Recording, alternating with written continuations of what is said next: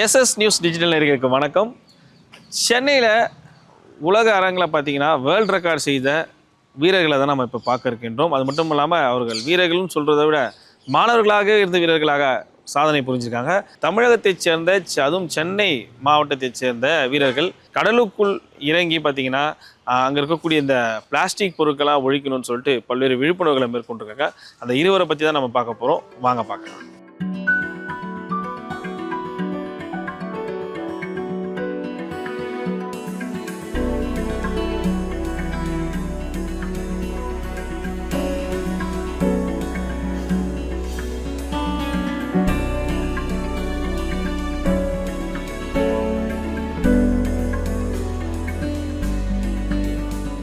நம்மில் பலர் வீட்டையே சுத்தமாக வைத்துக்கொள்ள தயங்குறோம்.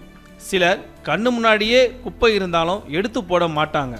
இன்னும் சிலர் சாலையிலேயே குப்பையை வீசிட்டு அசால்ட்டாக போயிடுவாங்க. ஆனால் இவங்க என்ன பண்ணுறாங்கன்னு பாருங்க, கடலுக்குள் இறங்கி சுத்தம் பண்ணுறாங்க. சென்னை காரப்பாக்கத்தை சேர்ந்த அரவிந்தன் தருண்ஸ்ரீ ஸ்கூபா டைவிங் பயிற்சியாளராக இருந்து வராரு. ஸ்கூபா டைவிங் மூலமாக உலக மக்களுக்கு நல்ல செய்திகளையும் விழிப்புணர்வையும் கொண்டு செல்ல தொடர்ந்து முயற்சித்து வராரு.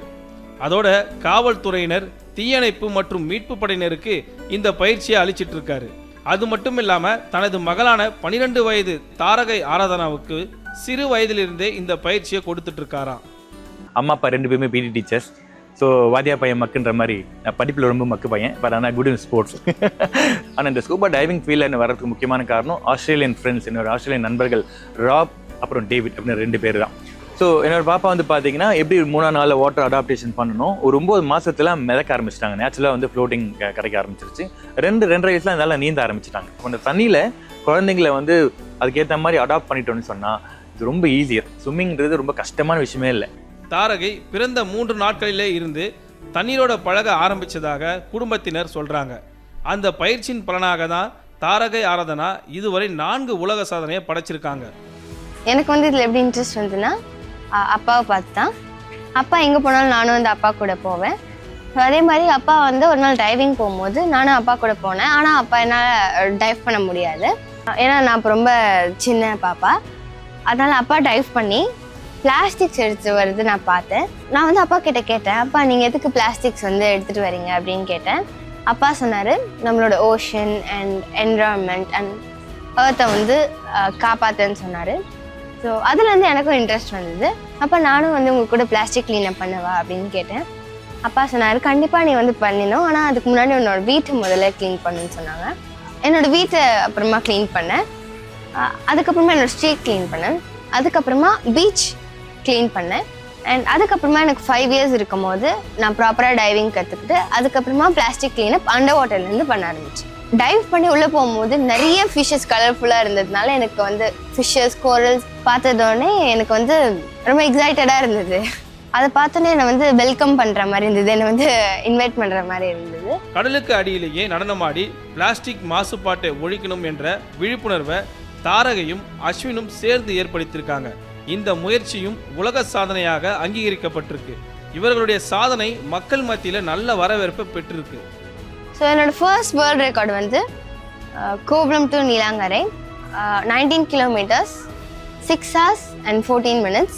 இந்த செகண்ட் வந்து நீலாங்கரை டு மெரினா, அது வந்து 5 hours 25 minutes. ஸோ அது வந்து 21 கிலோமீட்டர்ஸ். 2022ல் கோவளம் டு நீலாங்கரை ஸ்விம் பண்ணோம். அதோட டைட்டிலும் வந்து சேவ் த ஓஷன் தான். அண்ட் லாஸ்ட் இயர் கூட அண்டர் வாட்டர் டான்ஸ் பண்ணோம். And Sri Lanka to India swim பண்ணேன். அது வந்து 11 hours and 30 minutes. India to Sri Lanka and Sri Lanka to India return kayaking பண்ணோம். இது எல்லாமே வந்து அவேர்னஸ் ப்ரோக்ராம் தான், இன்க்ளூடிங் அண்டர் வாட்டர் ஓட்டிங் பண்ணோம், under water cricket and under water marriage, under water Vikram lander, அந்த மாதிரி நிறைய பண்ணியிருக்கோம். ஓஷனில் வந்து எவ்வளோ பிளாஸ்டிக் போட்டால் எவ்வளோ அஃபெக்ட் ஆகுது, இந்த மாதிரி ஓஷன் ரிலேட்டடாக பண்ணுறது எல்லாமே ஓஷனுக்காக பண்ணக்கூடிய அவேர்னஸ் ப்ரோக்ராம் தான். வெறும் மெரைன் லைஃப், ஹியூமன்ஸ் மட்டும் அஃபெக்ட் ஆகலை, பேர்ட்ஸ், அனிமல்ஸ், ட்ரீஸ் கூட டேமேஜ் ஆகிட்டு வருது. எல்லாமே என்டேஞ்சர் ஸ்பீஷஸில் இருக்குது, நம்ம கூட காப்பாற்றலாம். மொத்தத்தில் தாரகை ஆராதனா இதுவரைக்கும் 4 உலக சாதனைகளை படைச்சிருக்காங்க. அது மட்டும் இல்லாமல் இன்னொரு பெரிய சர்ப்ரைஸையும் தயாராக வச்சிருக்காங்க. அதை பற்றி விரைவில் சொல்லுவேன்னு சொல்றாங்க. என்னோட கோல் வந்து நிறைய யங்ஸ்டர்ஸ்க்கு வந்து ஸ்கூபா டைவிங் சொல்லி தந்து ஓஷனில் கூட்டு போயிட்டு பிளாஸ்டிக் க்ளீனப் பண்ணணும் தான் வந்து என்னோட கோல். நம்மளோட ஷோரில் வந்து க்ளீனப் பண்ணுறதுக்கு நிறைய பேர் இருக்காங்க, ஆனால் ஓஷன் அண்டர் வாட்டரில் க்ளீன் பண்ணுறதுக்கு கொஞ்சம் பேர் தான் இருக்காங்க. காந்தி தாத்தா வந்து ஒரு ஸ்லோகன் சொல்லியிருக்காரு, be the change you want to see, so you be the change. நீங்கள் வந்து ஏதாச்சும் ஒரு மாற்றத்தை பார்க்கணுன்னா நீங்கள் முதல்ல மாறணும். நான் மாறிட்டேன். Everything is possible when we think it is possible. சரி, இவங்களுக்கு பயிற்சி கொடுத்த அரவிந்தன் தருண் ஸ்ரீ யாருன்னு தெரியுமா? புதுச்சேரியில் உள்ள அரிக்கமேடு முதல் நரம்பை வரைக்கும் கடலுக்கு அடியில் நீண்டு கிடக்கும் பழங்கால சுவரை கண்டுபிடித்தவரும் இவர்தான். அந்த சுவருக்கு இவருடைய பெயரையே வச்சிருக்காங்க என்பது குறிப்பிடத்தக்கது. ஸ்கூபா டைவிங் பயிற்சியை யார் வேண்டுமானாலும் கற்றுக்கொள்ளலாம், ஆனால் அதற்கு முறையான பயிற்சியும் நீச்சல் திறமையும் அவசியம் என்கிறார் அரவிந்தன். மேலும் தான் மட்டும் கடலுக்குள் இறங்கி சுத்தம் செய்தால் போதாது, இன்னும் நிறைய பேர் பயிற்சி பெற்று கடலை சுத்தப்படுத்த முன்வர வேண்டும் என அரவிந்தன் தெரிவிச்சிருக்காரு. நம்ம வீட்டையும் நம்ம தெருவையும் முதல்ல சுத்தமாக வைத்துக் கொள்ள வேண்டும், பிறகு நாம் கடலை சுத்தம் செய்ய முடியும் என்கிறார் அரவிந்தன்.